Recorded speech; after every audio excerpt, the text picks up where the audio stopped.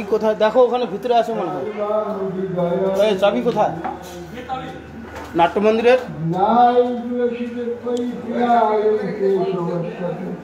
বিষ্ণু ভক্তি পদে দেবী সত্য পেলো চাবি?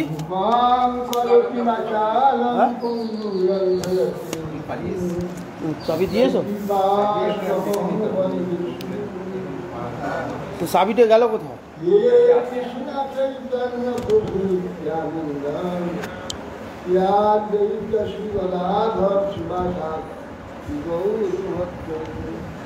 হরে কৃষ্ণ কৃষ্ণ কৃষ্ণ হরে হরে, হরে রাম রাম রাম। নমস্তে নরসিংহায় প্রহ্লাদায়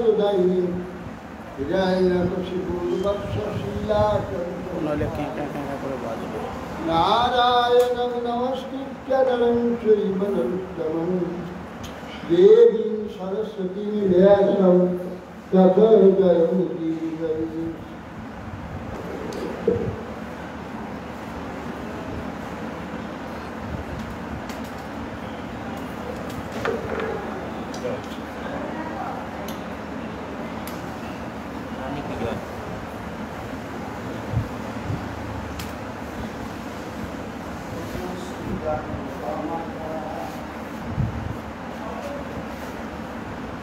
सीता माँ अभी कहाँ दिल्ली में? हाँ सीता देवी जानवर के बाद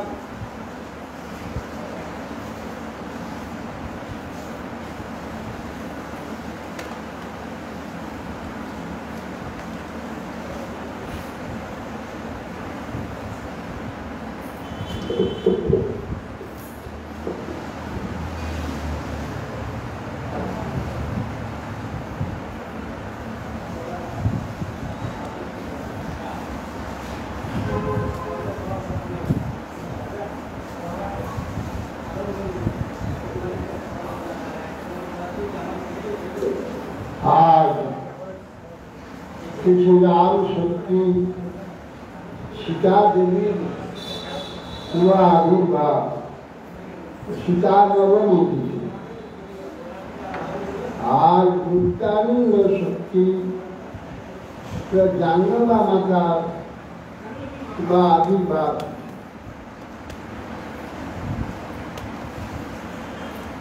দুই লীলা শক্তির আবির্ভাব श्री रामचंद्र पवित्र ये नाम लीला, ये लीला समस्त जीवावृंद प्रभुत्व मंगल प्रभुत्व कल्याण बात रामायण मध्य रामचरित्र যারা শ্রদ্ধার সহিত ভক্তি চিত্তে শ্রবণ করবেন তাদের শ্রীরামচন্দ্র পাঠ করবেন অবশ্য শ্রদ্ধা ভক্তি প্রাপ্ত। ভগবত চরণে একটু নিষ্কপট যদি ভক্তি হয়, ভক্তি শব্দের সেবাবৃত্তি ভগবানকে সুখী করবার জন্য প্রচেষ্টা, তার নাম হচ্ছে ভক্তি। ভক্তি কেবল আঁকুবাকু হাত, কিছু অর্থ দেয়, কিছু গড়াগড়ি দেওয়া, কিছু দৈন্য প্রদর্শন, এগুলো ভক্তি নয়। ভক্তি হচ্ছে সম্পূর্ণ হৃদয় দিয়ে তাকে ভালোবাসে। যেমন আমার একটা শরীরকে, যদ্যপি এই শরীর আমরা নই, কিন্তু এই শরীরের মধ্যে আমরা অবস্থান করছি, তথাপি এই শরীর সম্বন্ধে কি অভিমান আমাদের, কত প্রীতি। শরীর সম্বন্ধে কেউ যদি একটু নিন্দা করে দেয় আগুন হয়ে যাবে, মারিক মরি। শরীর সম্বন্ধে এই শরীরকে, শরীরও কল্পিত, এর নামও কল্পিত, এই পদবীও কল্পিত, অভিমানও কল্পিত। এই যে শরীর, এই শরীরের প্রতি এই যে প্রীতি, এইরকম প্রীতিটা ভগবানের হয়, ঠিক এইরকম প্রীতি হবে। ভগবানের জন্য মারি কি মরি, ভগবানের জন্য জীবন এবং উৎসর্গ, ভগবান সম্বন্ধে কোনো একটু ত্রুটি কিছুতেই সহ্য করে যাবে। আমাদের যেমন একটু কিছু কেউ আমার প্রতি ত্রুটি করে, অসম্মান করে, আমি যেমন হই, ভগবান সম্বন্ধে এই প্রকার যদি কোনো ত্রুটি হয়, তাই সেই রকম আমার চিত্ত যদি অবস্থা হয়, তখন বুঝিতে হ্যাঁ কিছু ভক্তি, তা না হয় বুঝে আসবে এটা বাহ্যিক কেবল যন্ত্র মাত্র, যান্ত্রিক ভক্তি না। রাম সত্যি সীতা দেবী ওই প্রকার তার রামের প্রতি যে প্রীতি ছিল, সেই প্রীতি সীতা দেবীর কৃপাতে তার প্রতি যদি আমাদের শ্রদ্ধা হয়, সেই জন্য সীতাকে আশ্রয় করে রাম প্রসন্ন হয়। সীতা দেবীর জাগতিক পরিচয় আমাদেরই নিকটে বাংলার গায়ে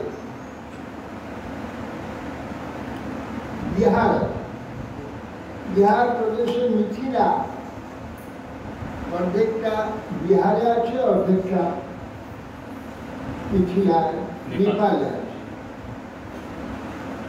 মিথিলা নগরীতে সীতাদেবী আবির্ভূত হয়েছিল। পিতার নাম ছিল শিরধ্বজ জনক। মিথিলা, জনকপুরী, বিদেহনগর।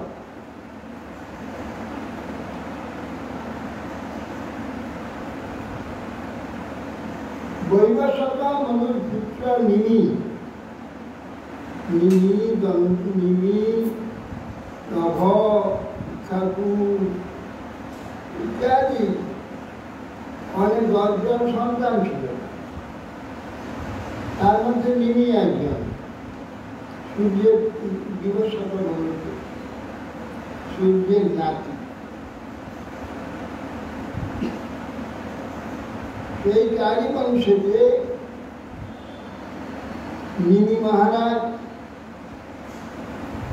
তিনি বৈশিষ্ট্য দেবকে যজ্ঞ করবার জন্য আমন্ত্রণ করেছিলেন।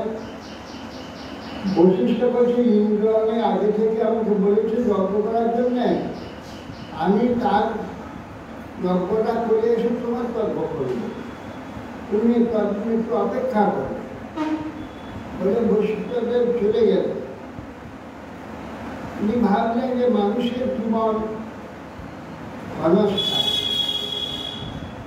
অর্থাৎ এই মিথ্যাটা দেহ ধারণ কিন্তু কখনো একটা আবার মিশিয়ে মাটিতে মিশে, কিন্তু এই দেহের দ্বারা যা কিছু করব শেষ অক্ষয় অব্যয় হয়ে যাবে। দেহটা কদিনের জন্য, এটা নষ্ট হয়ে যাবে, এর অস্তিত্ব নেই। আর হর সময় নিরন্তর কেবলই পরিবর্তন হচ্ছে, অনর্গল পরিবর্তন হয়ে যাচ্ছে প্রতি সেকেন্ডে।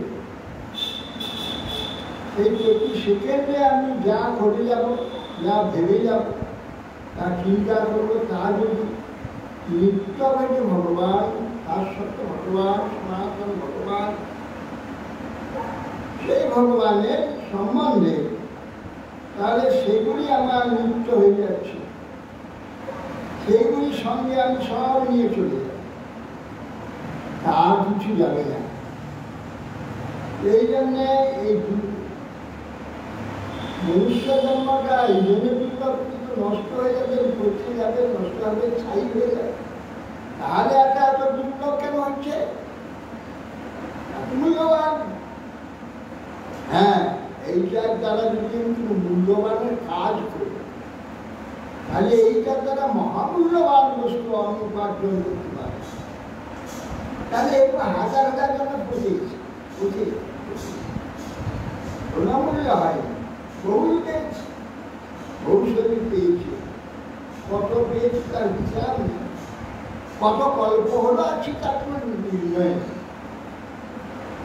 80 লক্ষ তো পেরিয়েছি, এটা কি কম সময়? 80 লক্ষ মনুষ্য জন্মে কত লাভ হয়েছে। অতএব সেই জন্যে মনুষ্য জন্মের যে সময়টা আত্মমূল্যবান, যাটুকু করবো ভালোর জন্য, যাটুকু চিন্তা করবো ভালোর জন্য, সেটা অক্ষয় অক্ষয়। আবার যাটুকু অন্যায় করবো, খারাপ করবো, সেইটুকু অক্ষয়। এইটা আমার চিন্তা। তার উপরে যত্ন করবো, কোন বলবো না, কোন চিন্তা করবো না, কোন করবো না, কোনো খারাপ জগৎ সম্বন্ধে কোনো চিন্তা করবো না, করবো না, ভালোবাসবো না। এই জন্যে সীতা দেবী প্রধান শ্রী রামচন্দ্রের রামচরিত্র যে রামায়ণ, প্রধান নায়িকা হচ্ছেন সীতা দেবী। সীতা দেবীকে নিয়েই এই বিরাট রামায়ণ। এই যে রামায়ণ জীবের মহাকল্যাণকারী রামায়ণ, মহামঙ্গল, যেমন শ্রীমদ ভাগবত, এগুলো শ্রী রামায়ণ। সেই রামায়ণের প্রধান নায়িকা হচ্ছে সীতা। শ্রীমদ ভাগবতের জন্য প্রধান নায়ক হচ্ছেন যেমন পরীক্ষিত মহারাজ, তার জন্যই শ্রীমদ ভাগবত, তাকে অবলম্বন করে সমস্ত মনুষ্যের জীবন প্রদীপ শ্রীমদ ভাগবত। জীবন সর্বস্ব, শ্রীমদ ভাগবত হচ্ছে জীবনের আলো। ভগবত চরিত্র জীবনের আলো, জীবনের জীবন। এইটির দ্বারা যে কি প্রাপ্তি হয় এটা কেউ জানে না। অনেকে শিখলেও বিজয়ে দাঁড়ায় না। তাৎকালিক ভালো লাগে, পরবর্তীকালে ভাগবত স্বয়ং ভগবান, তার প্রমাণ আছে। ভগবত চরিত্র সাক্ষাৎ ভগবান, সাক্ষাৎ ভগবান। তো সেই জন্য রামায়ণ শ্রী জনকনন্দিনী সীতা দেবী, তিনি ভূশক্তি স্বরূপিণী, পৃথিবীর স্বরূপিণী, ভগবানের পৃথিবীর ভূশক্তি। এই জন্য ভূমি থেকে উঠেছে। রামচন্দ্রের যজ্ঞভূমি কর্ষণে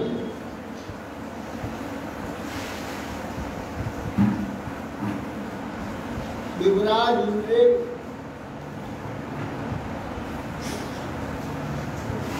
ব্রহ্মহত্যা পাপ। এই পাপ কি করে? পাপ মূর্তিমান হয়ে আছে, গ্রাস করবার। তখন দেবরাজ ইন্দ্র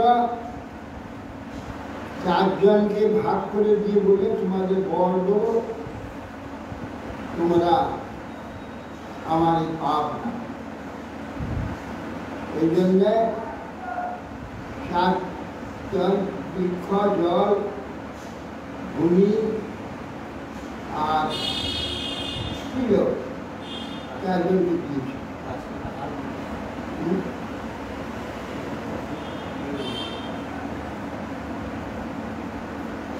ধরিত্রী দেবী এক ভাগ পাপ কাছে আছে, এখানে কাজ করবে, সেখানে যদি ঈশ্বর হয়, কোন বৃক্ষলতার যদি উৎপন্ন না হয় তৃণলতার, তাহলে সেটা অপবিত্র ব্রহ্ম হত্যা পাপ। পাপমলির জায়গায় যদি যজ্ঞকুণ্ড করে হোম করে কোনো ফল হবে, যেন স্থানকে আমরা পবিত্র করি, পবিত্র করে তবে সেই স্থানে আমরা বিভিন্ন আতর চালে গুঁড়ো করে ছড়িয়ে দিতে হবে। কারণ আতর চাল হলুদ দিয়ে ষষ্ঠী আচর করে চতুর্দিক ষষ্ঠী ন গোবিন্দ, ষষ্ঠী ন অচ্যুত অনন্ত, ষষ্ঠী ন বাসুদেব, বিষ্ণু দয়া আছে, কেন না ওই জায়গা থেকে পবিত্র করা আছে, শুদ্ধ করা আছে। ব্রহ্মহত্যা পাপের দোষ আছে, এই জন্যে যজ্ঞ করতে হলে আগে ভূমিকে কর্ষণ করতে হয়, কর্ষণ করে সেখানে ঘাস টাস যা আছে সব তুলে দিয়ে জব, তিল, কম বুনে দিতে হবে, বুনে দিয়ে জল দেবে, তাকে অঙ্কুর হয়ে গা দেবে, তার মাঝখানে যজ্ঞকুণ্ড। আমাদের সেরকম যজ্ঞ নয়, হোম পাত্র করে যজ্ঞ করলে তখন সে মর্ম ঘি করবে।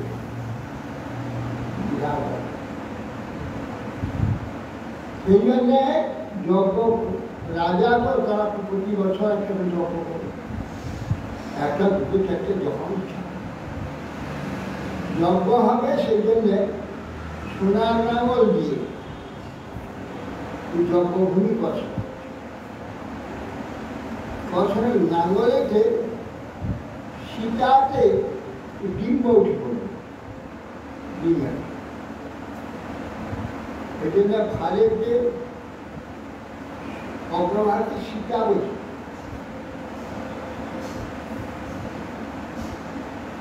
বলছেন বলে ধর্ম ধর্মের প্রচার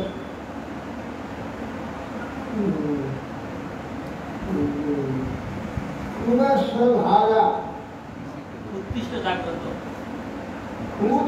ধারা নিশিতা, নিশিতা ধারা ঘাসটা কিরকম নিশিতা, নিঃশেষে সীতা, সীতা মানে অত্যন্ত কৃষ্ণ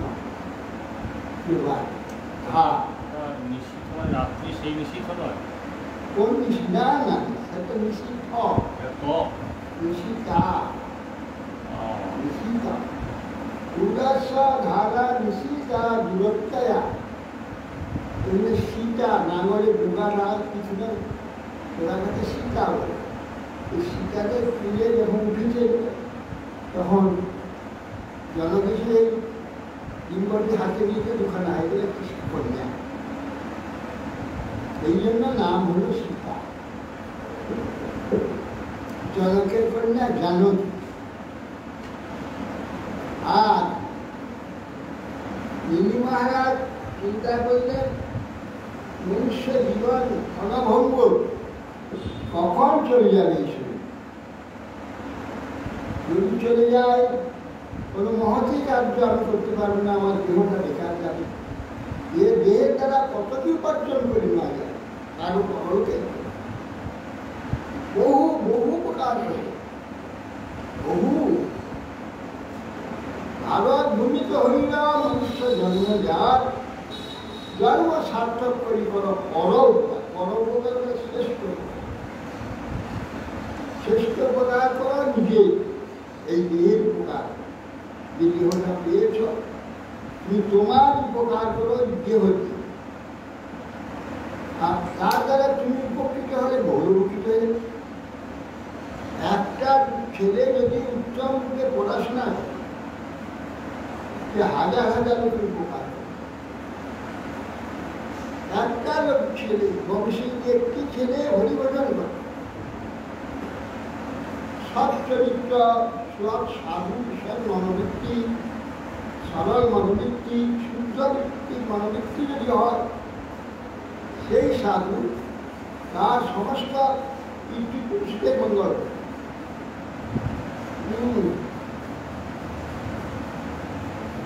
এই গ্রামের, সেই দেশের মঙ্গল হয়ে যাবে, পিতৃপুরুষের মঙ্গল হয়ে যাবে, মাতা পিতা তো মঙ্গল হবেই। আমার শরীরটা মঙ্গল, আমার মনটা মঙ্গল, আমার বৃত্তিটা মঙ্গল, তাহলে আমার পিতামাতা মঙ্গলটা পাবে, আমার দেশ পাবে, আমার পিতৃপুরুষ পাবে। আর আমার মনেতে শরীরে যদি অমঙ্গল থাকে, কুচিন্তা, কুভাব, গরিব দেওয়া, তাহলে কিছু যদি ছুরিটা খুব খুঁড়ে নেয় ঘাট, এত সুন্দর করে ফল আমার করে ভগবান ভোগ দেয়, কারো গলা থেকে পায়। ধার হলে শুধু হবে না, সাধু সাজলে শুধু হবে না, সাধুর মতো মনোভাব, সাধুর মতো চিন্তা, সাধুর মতো কাজ হবে, তখনই সে সাধু পুরাণ পবিত্র জননী কাজ, তাই তো পবিত্র হয়ে যাবে। জননী না, জনধারণ করতে হবে না। পৃথিবী বসুন্ধরা সার, পৃথিবী বসতি তার সমস্ত দেশে যেখানে জন্ম হয়েছে অপবিত্র হয়ে যাবে। তাহলে নিত্যান্তি স্বর্গের ভিতরে স্বর্গের কৃষ্ণ ভালো করে না, আমার বংশে একটা পবিত্র শিশু জন্ম হয়েছে যে নাকি হরি আরাধনা করবে, হরি প্রিয় হবে। হরির যদি প্রিয় সে হয়, তাহলে সে গ্রাম প্রিয় হয়ে যাবে ভগবান, তার পিতৃমান প্রিয় হয়ে যাবে, তার দেশে যে তাকে আমার দেশের লোক বলবে, আমার বলবে, সে পিঠ পবিত্র হয়ে যাবে, সবকে ভগবান দেবে। কি অদ্ভুত! একটি লোক জন্যে অবৈষ্ণব হত দেশ,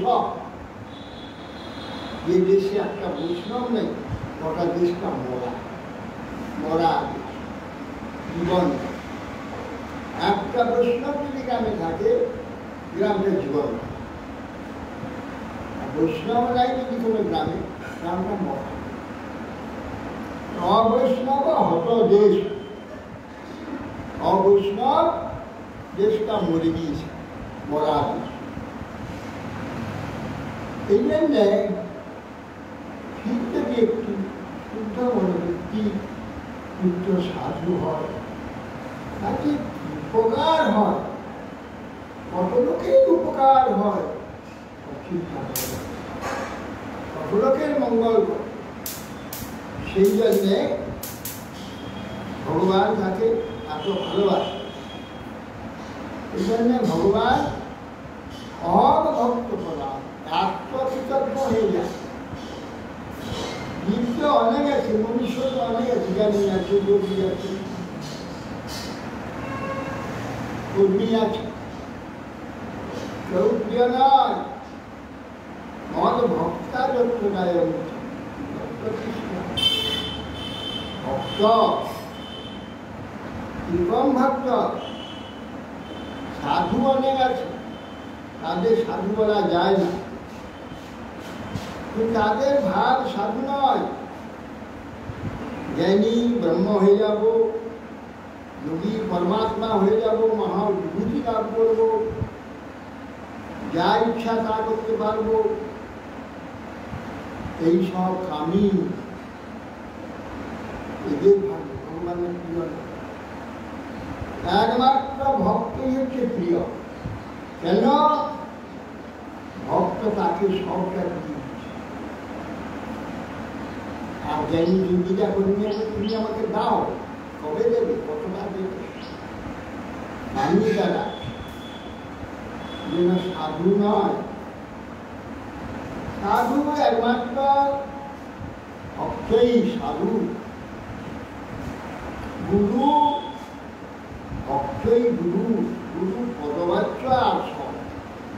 এখানে যেমন বিদ্যাদাতাকে গুরু বলা যায়, বুদ্ধিদাতাকে গুরু বলা যায়, উপদেশদাতাকে গুরু বলা যায়।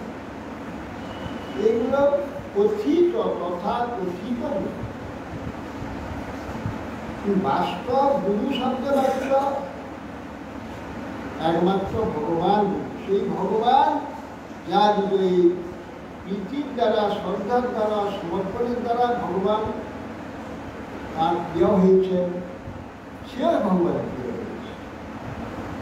ভগবানকে তার ভালো লাগে, ভগবান ছাড়া সে কিছু জানে না। এই জানতে ভগবানও তাকে ভালোবেসেছে, ভগবান তাকে ছাড়া কাউকে জানে। প্রমাণ কিসে? না, প্রমাণ তো নিজের কাছে।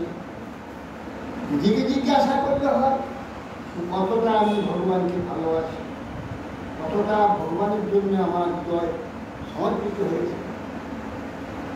আমি ভগবান ছাড়া কিছু দেখবো না, কিছু শুনবো না, কিছু নেবো না, ভগবানই আমার।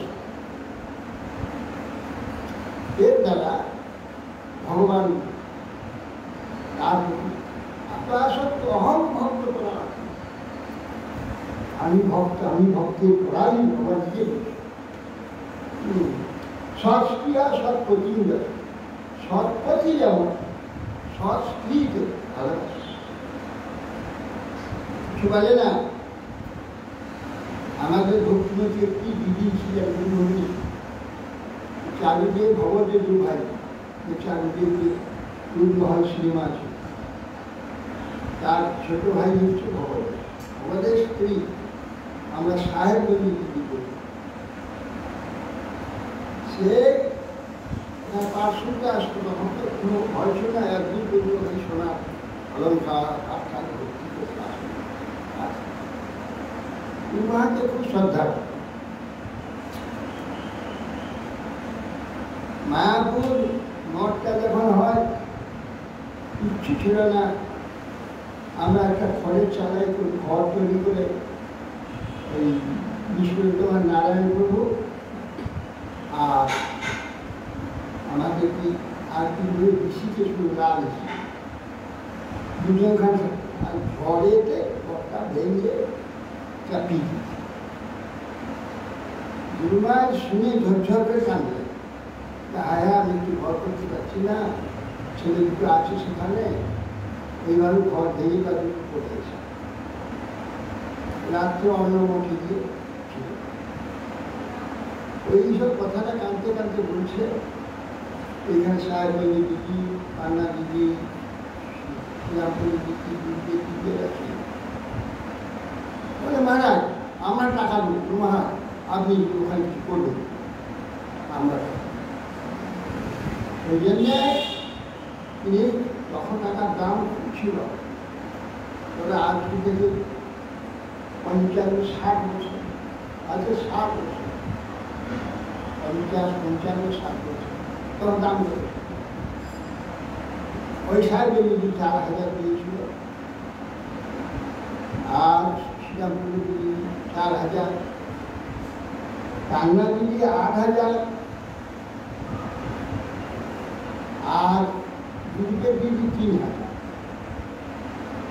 এরকম করে 20,000 টাকা।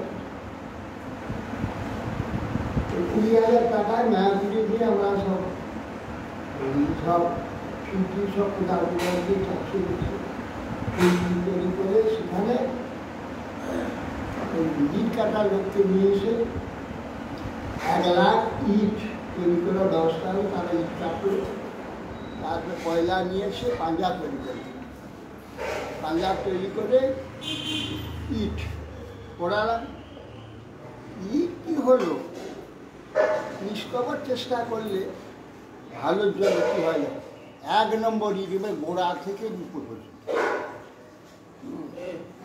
1 নম্বর। সেই ইটে 4খানা ঘর, একটা রান্নাঘর, একটা আর পায়খানা দুটো, পায়খানা বাথরুম কিন্তু 3টে, এইসব সব এই উঠে গেল। সেখানে 20,000 টাকা ওই ইট কাটা হয়েছে। আবার এই ঘর আদি তৈরিতে অন্য টাকা দিয়েছে হয়েছে, তাতে ওই সাহেব 4,000 টাকা। এইভাবে সেখানে ওই প্রথম ওই একতলা। তো এই যে রাত এখানে 5টা, আমাদের আরো চলল 7টা, 5টা 80 6টা, আরো কি শেষ হতো 7টা 7:30। তারপরে 5টা কীর্তন হতো 9টা পর্যন্ত, 9:30 পর্যন্ত পাঠত। যে ঘর যেত তার স্বামী কোনো প্রকার ভক্ত ছিল না, যে এত স্বামী সেবা করত। স্বামী এমন যা করছে সে কিচ্ছু বলছে, সবটা অনুমোদন। এই জন্য বলছে সৎক্রিয়া সৎপতি, যথা সৎপতি যেমন সংস্কৃত প্রতি যাত্রা।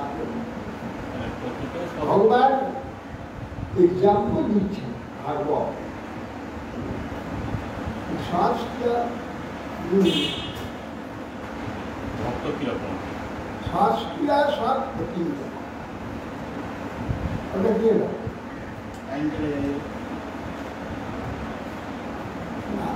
দেখেছো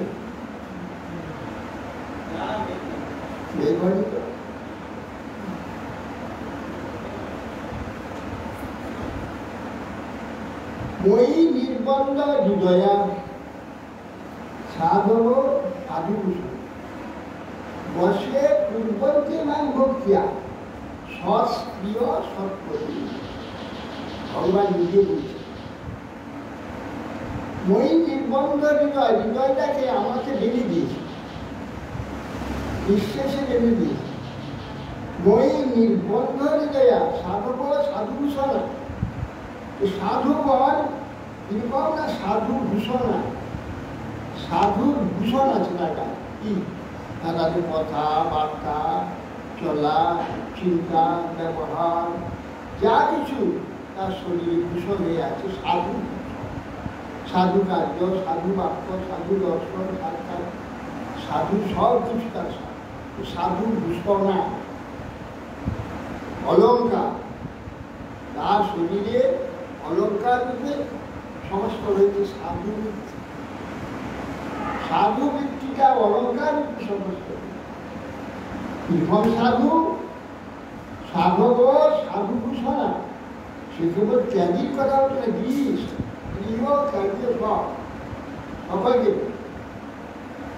সাধব সাধুভাষ, বিখ্যাত সাধু যারা হয়েছিলেন তারা কেউ সন্ন্যাসী ছিলেন না। প্রহ্লাদ মহারাজ, ঋষি মহারাজ, অম্বরীশ মহারাজ, ধ্রুব মহারাজ, এরা কেউ সন্ন্যাসী ছিল না। এরা ছিল পরম সাধু, দ্বাদশ মহাজনের। এই জন্য সাধব সাধব সাধুভূষণা, সাধুত্বের ভূষণ কারণ আছে। হ্যাঁ, তার দর্শন, বচন, তার করণ সব সাধব সাধু বসে পূর্বন্তি মান ভক্তিয়া।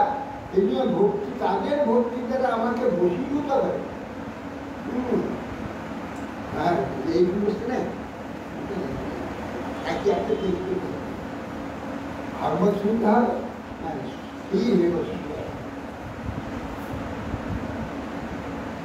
বসে কুবন্তী মান ভক্তিয়া, ভক্তির দ্বারা আমাকে বসীভূত করে। কিরকম এক্সাম্পল দেব, সৎ স্ত্রীয় সৎ প্রতি, সৎ স্ত্রীয় সৎ প্রতি বসীভূত, সেরকম আমাকে তারা সীতা দেবী সীতা দেবী তার হচ্ছে উপমা। সীতা দেবী জনম এসি, সেই জনম নাম হলো কেন না তিনি মহারাজ যজ্ঞ করছে, ওইখানে ইন্দ্রযজ্ঞ শেষ করে যখন চলে এলেন বশিষ্ঠদেব, এসে দেখেন যজ্ঞ করছে, কে করছে?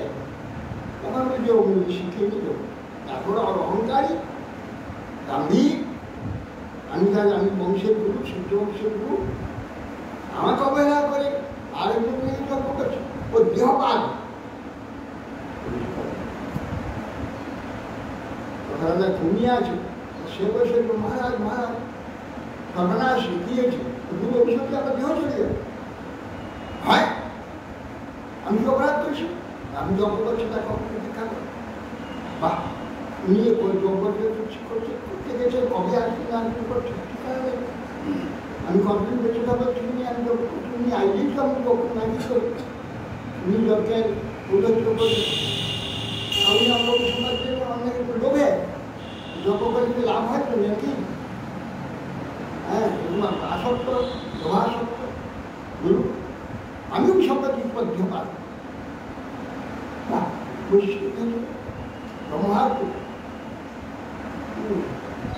রাধে আমার বলে দেহ চলে তোমার দেহকে তো ঋত্বিকরা যজ্ঞ করছে, ঋত্বিকা দেহ লাগে এর মধ্যে রেখে দেবে। তার মধ্যে তেল তৈল পাত্র রাখে।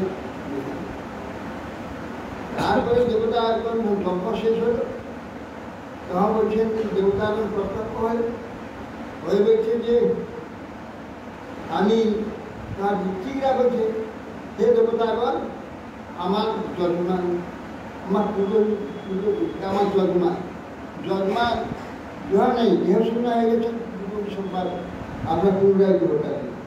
তখন শূন্য থেকে বলছে না না না, আমি দেহ চাই না, দেহ বড় ভাত, বড় কষ্ট পেলাম, আমি দেহ ছাড়া যাব। তখন বলছেন যে তাহলে আপনাকে কীভাবে থাকবেন? তখন বললেন যে আপনি সকল দিকে পলকে, এই জন্য নিমে আছে, চোখ করে যায়, আমি সকলের চোখ করে দেখে জগতে। হ্যাঁ, নিদ্রা ভুললে জগকে, নিদ্রা ভুললে জগকে, নিদ্রা উদ্দেশ্যে ওইখানে কুম্ভশীকে দর্শন করে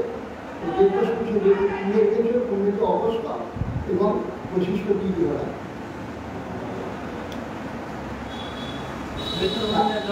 হ্যাঁ, এই জন্যে নাম হলো, এখন জনক থেকে জন্ম হয়েছে বলে, জননী থেকে হয়, এই জন্য নাম হলো জনক। আর দেহ মন্থন করে ওই বলে মরা নিমি মহারাজের দেহটা মন্থন করে তার থেকে শিশু সৃষ্টি করে, সেই জন্য মিথিল নাম। দেহ চলে গিয়েছে, তারপর তার থেকে জন্ম হয়েছে বলে বৈদেহ। বৈদেহনগর, বিদেহনগর, মিথিলা আর জনকপুরী, এই তিনটা নাম হল। জনক থেকে জন্ম হলো না, জননী থেকে তো হয়নি, জনক থেকে। এই জন্যে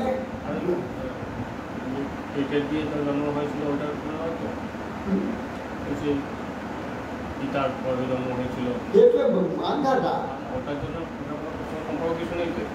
না, তার সঙ্গে এটা জনক মহারাজ জনক, এই জন্য জনকপুরী মিথিলা বৈদেহীর আর একে বলেছে জনক বিদেহ মিথি, এই নির্মাণ হয়েছে। সেই জন্য বৈদেহী বলা হয় সীতা দেবী, বৈদেহী বিদেহ নেবের সম্বন্ধে বৈদেহী। সেই সীতা দেবী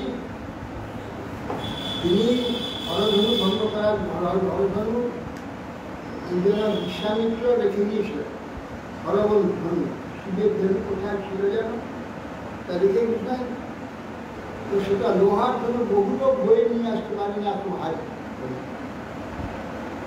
তো এ ধরনের প্রত্যেক চাপ যদি লাগাতে পারে তাকে কন্যা জানলে তো ভূমি থেকে ঢুকে দিই, লক্ষ্মী একে বিবাহ ভগবান থাকবে না, ভগবানইও ধনুকে প্রত্যেক চাপ জিয়া লাগাতে হবে, আর কেউ পারে।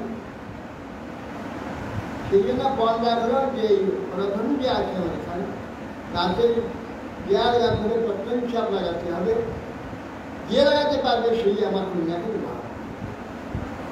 রাবণ পর্যন্ত এসেছে, 20 হাত ধরে দিয়ে টানছে, কোনো রাজাই তাকে বুঝতে পারবে মহামান জিনিস পারবে না, তাই মাত্র ভগবান ছাড়বে।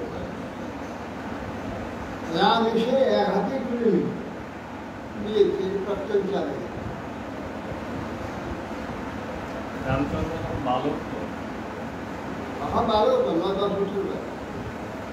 তারপরে টান দিয়েছে, টান দিতে ড্রাম জিয়া লাগিয়ে কেমন লাগানো হয় পরীক্ষা ট্রেনে ছেড়ে দিল ড্রাম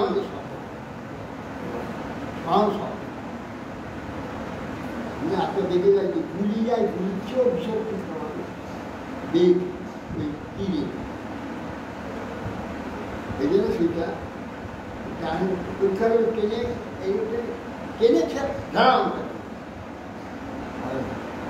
সেখানে বিশ্বামিত্র এসেছে পরশুরাম এসে রেখে দিয়েছিল, মেরে ফেলতে।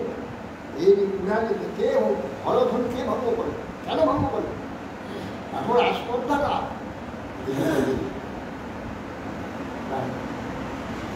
সীতা দেবীকে বিবাহ করলেন রামচন্দ্র। সেই সীতা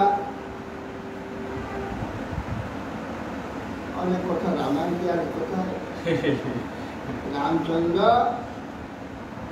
বনে এলো, সীতাকে রাবণ হরণ করলো, সমুদ্র বেঁধে রাম সীতা লঙ্কা এলো, রাবণ বিদ্যা সীতাকে ঘরে অযোধ্যায় রইল, রামায়ণ সমাপ্ত। সেরকম বলতে হবে, তাই সীতা দেবী সঙ্গে নিয়ে রাম এই কি সত্য পালনের জন্য 14 বর্ষ তিনি বনেতে গিয়েছিলেন। সুপারঘাট নাক কান কাটবার জন্য সেই রাবণকে লাগানি দিল। সুন্দরী একটা স্ত্রী নিয়ে 2 জন পুরুষ এসেছে, তার কথা শুনেই রাবণ সঙ্গে সঙ্গে এসে স্বর্ণমিগ তৈরি করলো, মারিসকে করে তার দ্বারা সীতাকে লোভিত করে রামচন্দ্র চলে গেলেন। তাকে সীতার রাত্রির জন্য সেই হরিণের রামচন্দ্র তাকে আনতে এদিকে রাবণ চুরি করে নিয়ে চলে গেল। সেই সীতাকে উদ্ধার করার জন্য শ্রীরামচন্দ্র সমুদ্র বন্ধন করে তিনি লঙ্কাতে গিয়ে রাবণকে বধ করে, এইটা ছিল উদ্দেশ্য। মায়া সীতাটা 56 চতুর্যুগ রাবণ রাজত্ব করল, এ বধ পেয়েছে 56 14 চতুর্যুগে কেন না পাপে এই যে স্ত্রী হরণের পাপ, বহু সাধু অত্যাচার করেছে, সাধু সঙ্গের প্রতি অত্যাচার করেছে। নানা অত্যাচারের জন্য তার এই যে 56 গন্ডার যুগ তার বধ ছিল, এই 14 চতুর্যুগে তার মৃত্যু হয়ে গেছে। শিব বর দিয়েছিল, শিব বর দিয়েছিল, কে বর দিয়েছিল? শিব না বলছে কে বর দিয়েছিলেন? ব্রহ্মা তপস্যা করে কাটিয়ে না, ব্রহ্মা বর দিয়েছিল। কিন্তু রাবণ মানে এক যুগেই তো মরে গেল। না, এক যুগে না, ওটা তো আমরা এই যুগে বলাটা দেখেছি। রাবণ চতুর্যুগে রাম অবতার হয়েছে, সেখানে রাবণ ছিল। তারপরে আজ এই অষ্টাবিংশতি চতুর্যুগে রাবণ হয়েছিল। অদ্ভুত ব্যাপার, প্রতি চতুর্যুগে রাম অবতার হয়, রাবণ কতবারই রাবণ হয়ে সব করা দেখেছি। 14 যুগে তার রাম অবতার হয়েছে, এইভাবে তাকে বধ করেছে। কিন্তু কথা ছিল 58-56 চতুর্যুগে করবে, এই জন্য তার 14 যুগে সমাপ্তি হয়ে গেছে। এই কথা মালিকা বছরেতে বলছিল, আর তো কাজ শুনছে বলে 4,32,000 বর্ষ কলিযুগ, 5,000 বছরেই যে মহাকলিযুগ হয়ে গেছে। তো মহাকলিযুগে কি ধ্বংস হবে? এখানে কি করে ধ্বংস হয়? বলে এই রাবণ তো 56 গঙ্গার যুগে তার হচ্ছে পরবর্তী ছিল, তার জন্য ভোগ করবে 14 বলে শেষ হয়ে কিসে পাপি।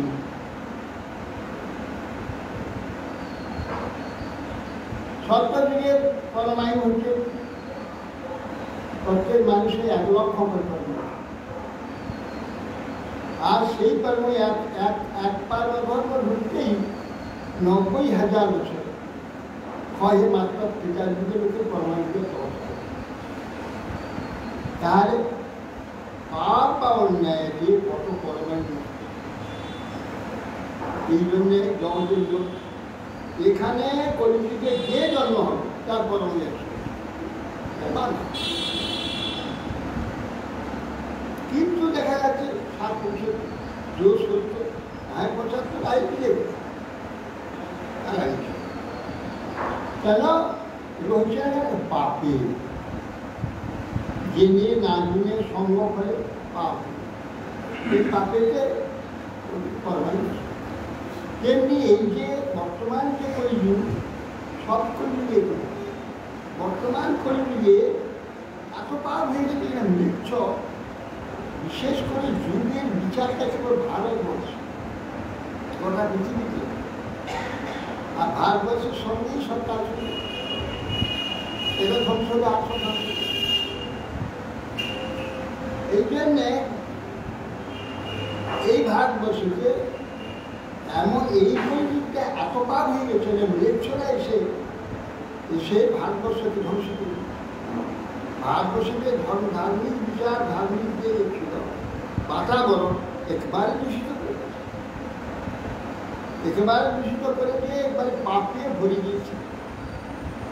তারপরে এই সমস্ত মানুষগুলো সব নাস্তিক ভাব হয়েছে, বেশিরভাগ তারা নাস্তিকতা আসলে এদের সঙ্গ করে, সঙ্গ। পুরুষগুলো অনৈতিক, অধৈর্য, অসৎ, নানা প্রকার দুর্গুণে দূষিত হয়ে গেল সব পুরুষ। কি পণ্ডিত, কি মূর্খ, সকলে, কি ব্রাহ্মণ, কি চন্ডাল, সকলে এই আত্মভাব হয়ে গেছে। 5,000 বছরের ধ্বংস হয়ে গেছে, বেশি দিন লাগবে না। যা হয়েছে, যা ফলাফল হয়েছে, বেশি দিন এটা চলবে না, ধ্বংস হয়ে যাবে। কিন্তু 4,32,000 বছর কলিযুগ হবে, তারপর সব সেটা আবার বিরল হয়ে যাবে। 2,000 কটা ভারতবর্ষ হয়তো 2,000, 10,000 লোক থাকবে, তাদের থেকে একটা আবার বাড়বে। তারপরে এরকম আবার 5,000, 10,000 বছর চলে যাবে, আবার বেড়ে গিয়ে সব পৃথিবীর তখন এইভাবেই 4,32,000 বছর যাবে সুস্থভাবে। কিন্তু এবারটা হয়ে গেছে ভয়ানক। প্রবল দৈত্যের রাক্ষস দৈত্য দানবে বেড়ে গেছে। নাহলে সাধারণ মতদানে এইরকম কোন খারাপি মাটি ঘর জ্বালিয়ে দিচ্ছে, মানুষ ঘর জ্বালিয়ে। এগুলো কি মনুষ্যের রাক্ষসের ব্যবহার দৈত্য, এরা বেশি দিন চিনতে পারে, এরা সব নাশ হবে, নাশে গোগানে ভর্তি এই আর আছে এখন আর জন্ম যারা আসার, যাদের আসার যা আছে তারাই আসে। ওরা আবার বহুবার আসতে পারত, সৎভাবে বারবার আসতে পারত। আর আসা হবে না, প্রোগ্রামে ভর্তি হলে আবার আসতে ওই দিনের জন্য আবার আসে। এইভাবে এরা ধ্বংস করে। যাই হোক, সেই রাবণ এইরকম রাম অবতার যখনই হবে তখনই রাবণ হবে। রাম অবতার এই ধরে রামচন্দ্র অবতীর্ণ হয়ে তুমি আবার একবর্তী ঘটনা। ভগবানের বহু অবতার আছে, কিন্তু রামচন্দ্র অবতার মর্যাদা পুরুষোত্তম। তিনি মর্যাদাকে কীভাবে কঠোরভাবে পালন করতে হবে তিনি নিজে দেখিয়েছেন। কঠোরভাবে মর্যাদা পালন, তার মূল হচ্ছে সীতাদেবী। সীতাদেবী তিনি পৃথিবী কন্যা দিয়ে প্রকাশিত করেন, আবার পৃথিবীকে অন্তর্ভুক্ত করেন। যাই আজকে আর কি আছে আর কিছু বলা যাবে না। সীতাদেবী তিনি যেন রামচন্দ্রকে, তার জন্য রামচন্দ্র বহু কষ্ট করেছেন। আর শ্রী রামচন্দ্রের কাছে প্রার্থনা, তিনিও আমি তার চরণের নিত্য দাসী, আমরা নিত্য সেবক, আমরাই 10 কন্ধরূপ যে মাথা, 10টি মাথা রাবণ, এ আমার মন, আমাদের 10টা ইন্দ্রিয়, 10টা মাথা। এই রাবণ আমি যে জীবাত্মা আমাকে হরণ করে নিয়ে লুকিয়ে রেখে দিয়েছে। এই লুকিয়ে রেখে দিয়েছে আমাকে শ্রী রামচন্দ্র তিনি কৃপা করে এসে আমাকে উদ্ধার করে। এই রাবণ হচ্ছে মর, আমার যে মর, যে 10টা মাথা, হ্যাঁ, চক্ষু করবে না, সেটা দেহা পা, বাদ পাই আর 10টা, 10টা মাথা হচ্ছে রাবণ। এই 10 মাথা রাবণকে হত্যা করবে। রামচন্দ্র বধ করলে আমি উদ্ধার হয়ে তার কাজ করবো। নিত্য সেবক সেবিকা তার চরণে আসবে। আর জাহ্নবা মাতা তিনি হচ্ছেন নিত্যানন্দ সেবক। সূর্যদাস সর্খের নবদ্বীপে তার গৃহ ছিল। সূর্যদাস সর্খের গৌরীদাস সর্খের, গৌরীদাস সূর্যদাস দুই ভাই। সূর্যদাসের কন্যার রূপে আবির্ভূত হয়েছিলেন জাহ্নবা মাতা। সেই জাহ্নবা মাতাকে নিত্যানন্দ সঙ্গে বিবাহ দিয়েছে সূর্যদাস। সূর্যদাস গৌরীদাস নিত্যানন্দ প্রভৃতি আসক ছিল। বিবাহ দিলেন, তারপর দিয়েও আবার এর সঙ্গী করে দিলেন বসুধায়। দুই কন্যাকে নিত্যানন্দকে দান করে দিলেন। সেই বসুধার গর্ভেতে বীরভদ্র গোসাই সে নিত্যানন্দ পুত্র আবির্ভূত হয়েছে। তার কোনো সন্তান, কন্যা, একটি কন্যা নাম হচ্ছে গঙ্গা।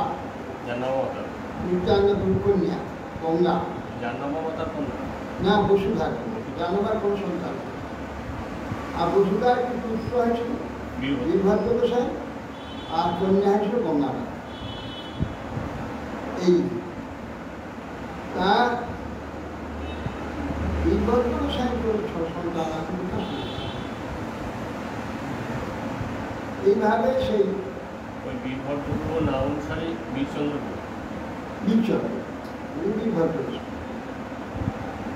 তারপরে সেই জাহ্নবা মাতা নিত্যানন্দ প্রভুর পরে তিনি গুরু হয়েছে। জাহ্নবা মাতা গুরু হয়ে বহু শিষ্য করেছে। নিত্যানন্দ পরম্পরাতে জাহ্নবা মাতা, নিত্যানন্দ তারপর জাহ্নবা। তার ব্যক্তিগত, তারপর বিজ্ঞান পরিবার জানিও না। তো এক সময় বৃন্দাবন যাচ্ছেন, তবে হেঁটে হেঁটে যাচ্ছেন, এবার জঙ্গলের মধ্যে সেখানে ডাকাতরা এসে তখন শুয়ে রয়েছে। ওরা তো ভয়ে ছত্তরে কাঁপছিল, সঙ্গীকে কদিন ছিল, ভয়ে দাঁড়িয়ে কাঁপছে ছত্তরে করে। আর জানুয়া মাথা গোটা গায়ে তো সোনার অলঙ্কার ভর্তি রয়েছে। তখন অলঙ্কার খুঁজে আসে, এ দেখে যে পা, ও সব পাই উঠে অলঙ্কার, আর মাথার কাছে কি দেখে পা, আবার ঘুরে সেখানে সে দেখে পা, আর শরীর উপরিভাগে অলঙ্কার আছে,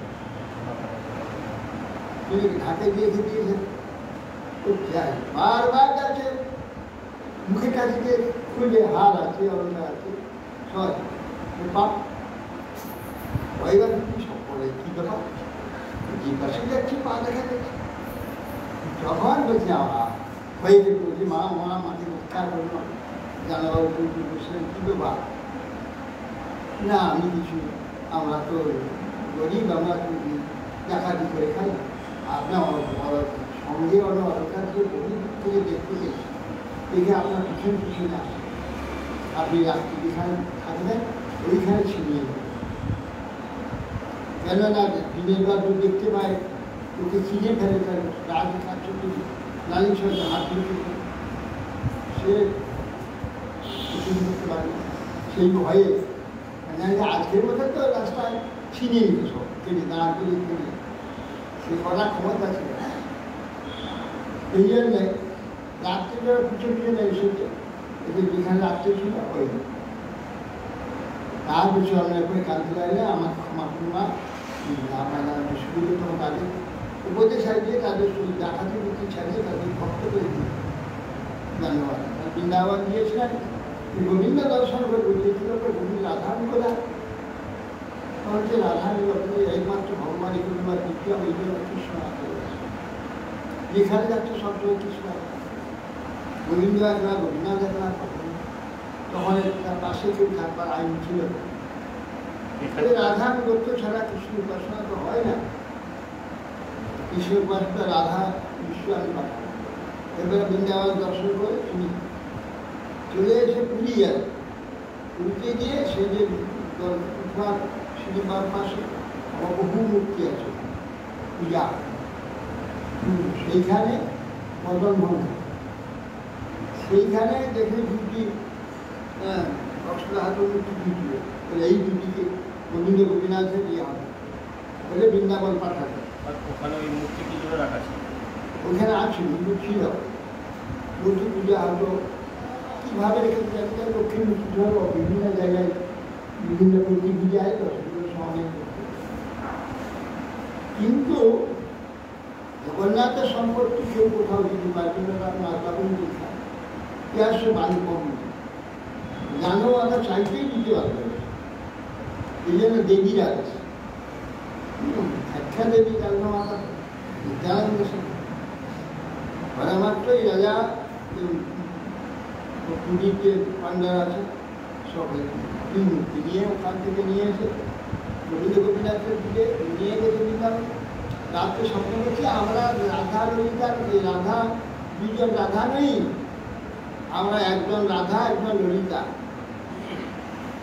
এই বলছিল তাহলে এই জন্য গোবিন্দের দুপাশে ওই রাধা ললিতা আছে, ওই দুটি পুরী দিয়ে গেছে। তা আবার এখানে রাধা ললিতা তৈরি করে পাঠালেন গোপীনাথ, তা আবার রাধা ললিতা তৈরি করে পাঠালেন মদন। এই জাহ্নবা মাতা, এই জাহ্নবা মাতা বিরাট প্রভাবশালী আচার্য এবং এই সুন্দর খেচুরি উৎসবে নতুন গানে নিয়ে তিনি আচার্যের কাজ করেছিলেন এবং সমাজ উৎসব তাকে অবলম্বন করে হয়েছে। এইভাবে জাহ্নবা মাতা গুরু হয়ে বহু শিষ্য পরিবারটা তার থেকে। আর আজ হচ্ছে মধু পণ্ডিতের তিরোভাগ। মধু পণ্ডিত তিনি পূর্ববঙ্গে তার জন্মস্থান ছিল। সেখান থেকে যেমন লোকনাথ গোস্বামী, ভূগর্ভ গোস্বামী, মধুপতি, এরা তিনজন বৃন্দাবন চলেছে। বৃন্দাবন চলিয়ে মহাপ্রভু আদেশ তোমার বৃন্দাবনে গিয়ে ওখানে বৃন্দাবন ধাম প্রকাশ করে ওখান থেকে গিয়েছে। তারা ভজন করতেন আর ভগবানকে খুঁজতেন, ভগবান কোথায় আছেন, ভগবান কোথায় আছেন। মধুপতি কাঁদতে কাঁদতে কোথায় গোবিন্দ, কোথায় গোবিন্দ, কোথায় করতে করতে গঙ্গায় এসে যমুনার তীরে বংশী বটে রাত্রে শুয়েছিল। স্বপ্নে বলছেন গোপীনাথ, আরে তুই আমাকে খুঁজছিস, তো নিচে ওইখানে আমি পড়ে গেছি যমুনায়, আমাকে তুলে নিয়ে আমার সেবা, তুই আমাকে খুঁজছিস, আমি তো কাছে সামনেই জলের মধ্যে ভগবান ঘুম ভেঙে যেত, যমুনা নেমে গেল, নিজে হাত দিয়ে খুঁজছে যেখানে যায়নি, যা মূর্তি শুরু উপরে নিজেই একালায় চলে আসে, ভগবান ফিরে আসবে হালকা করে বিশাল মূর্তি একদম পাথরে নিয়ে এসে ওইখানে স্থাপন করে পূজা করছে। পরবর্তীকালে ওটা শেষ মন্দির করে দিচ্ছে। তারপর তুমি সামনে বলে কেশিঘাট মন্দির আছে, গোপীনাথের মন্দির, গোপীনাথ বিগ্রহ। আর সনাতন গোস্বামী মদন মোহনের পাশে গোবিন্দকে প্রকাশ করলেন রূপ গোস্বামী। এই তিন গোস্বামীকে অবলম্বন করে বিগ্রহগণ এরা বজ্রের প্রতিষ্ঠা, বজ্র তৈরি করেছিল। ও তো দেখেননি, কৃষ্ণকে মা দেখেছে, এই জন্য বজ্রের মাতাকে বলছে মা কৃষ্ণ একটি মূর্তি গোবিন্দ বলে বাবা এই শুধু মূর্তি হয়েছে, কিন্তু আর কিছুটা গোবিন্দ আর একটু করতে বলছে বাবা এটি গোবিনা, এটি বক্ষটি হয়েছে কৃষ্ণের মতো, আর কিছু মুখ আর চরণ আরেকটি আর বলে এইটি বাবা চরণটি হয়েছে। প্রথমে গোবিন্দ, প্রথম মদন, এই মুখটা হচ্ছে মদন, গোবিন্দ বক্ষ, চরণটা হচ্ছে গোবিন্দ, এই চরণ। তখন বলছে আর তো ওটা হবে, তাহলে পরিপূর্ণটা তো ঠিক কৃষ্ণ মতো হতে হবে, তাহলে আবার করতে যাচ্ছিল আকাশ হলো না না, আমার ইচ্ছা তো হয়েছে এই তিন মূর্তি যে দর্শন করবে তার পূর্ণ করি আমার দর্শন গোবিন্দ গোবিন্দ মানব না, আমার তিনজন মুখস্বরূপ, পক্ষস্বরূপ, চরণ, এই তিনটি বৃন্দাবনে এখন প্রধান চলে গেছেন, জয়পুরে আছেন, গোবিন্দ আছেন। বজ্র থেকে কৃষ্ণকে দেখেন, হ্যাঁ বজ্র কৃষ্ণকে দর্শন করেন, বজ্র কৃষ্ণকে দেখেনি না, বজ্র সেই সময় আর কেউ ছিল না, চলে গেছে, কে দেখবি, হয়তো বৈকুণ্ঠে চলে গেছে, গৌড়ে চলে গেছে, উদ্ধব চলে গেছে, সব গৌড়ে চলে গেছে, কোথায় গেছে? যারা দেখবে তো মা যায়নি ছেলের জন্য, ছেলের জন্য কেবল মা আছে, যার নাকি ওই রূপমবতী না, রূপমবতী না, রূপমবতী, হ্যাঁ রূপমবতী, লক্ষ্মী কন্যা, কি বলে আমার লুকি লুকি রুক্মিণীর লুকি না লুকি, হ্যাঁ লুকি কন্যা, তার গর্ভে দিলে বলে অনিরুদ্ধের স্ত্রী, অনিরুদ্ধ, অনিরুদ্ধের স্ত্রী দেখেছে, অনিরুদ্ধের পুত্র, হ্যাঁ অনিরুদ্ধের স্ত্রী দেখেছিল, অনিরুদ্ধের স্ত্রী ছিল, আবার লুকি, আবার রূপমবতী, আবার ছেলে, এরই হচ্ছে পত্নী গর্ভে হয়েছিল বজ্র, বজ্র অনিরুদ্ধের ছেলে বজ্র। যাই উনি দেখলেন কি, উনি দেখেন এ দেখেনি বোধ হয় না, অনিরুদ্ধ ছেলে যখন কৃষ্ণ অন্তর্ধান হয়ে গেছে, এই জন্য মাকে বলছে মা তো রেখেছে, সেই জন্যে সেই বই বলে দিয়েছিল। ওই তো বিবাহের সময় সব লক্ষ্মী মরল, এটি বিবাহ লক্ষ্মী মরেছে,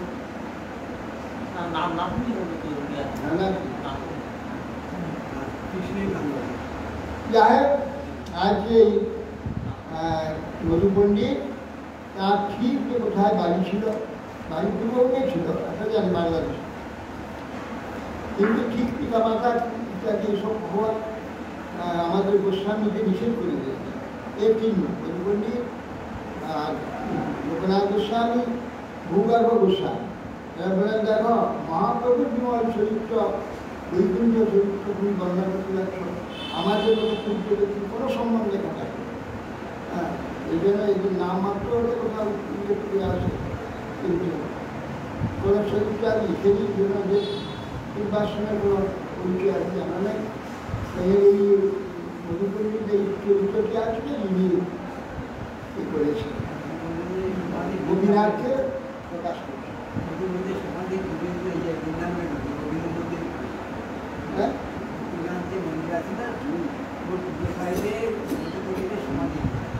থাকবে তো সেখানে তার ব্রহ্মপুত্রের সঙ্গে আছে, সেরকম উনি তৈরি করেছেন।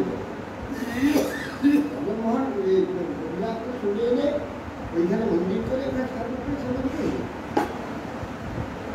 মধু পণ্ডিতের সমাধি করে থাকে। এইভাবে মধু পণ্ডিতের এই কীর্তি রয়েছে। অথবা আজ এই মধু পণ্ডিত এবং মাতা রাম শ্রীকৃষ্ণা দেবী আমাদের প্রসন্ন হোক, পিতা কৃষ্ণ দান করুন, আমরা যেন রাধারঞ্জের মাত্র বুঝে আমরা অক্ষরা নির্বাণ জন্য আশ্রয়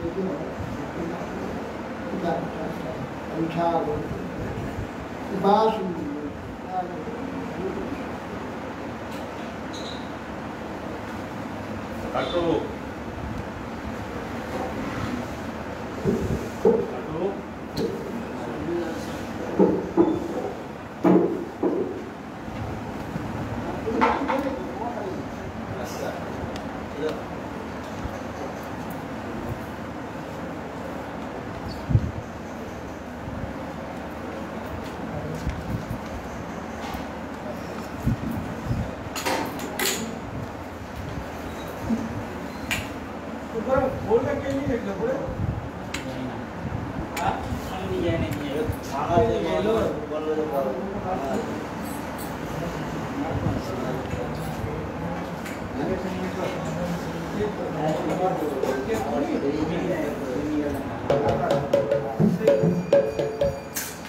ভালো লাগছে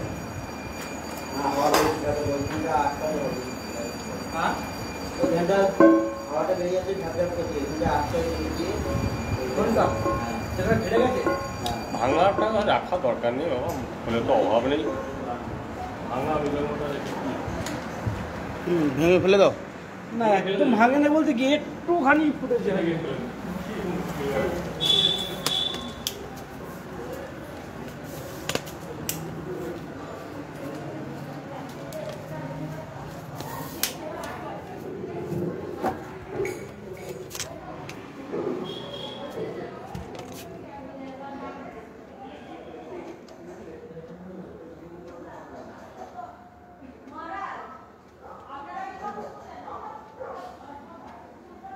जया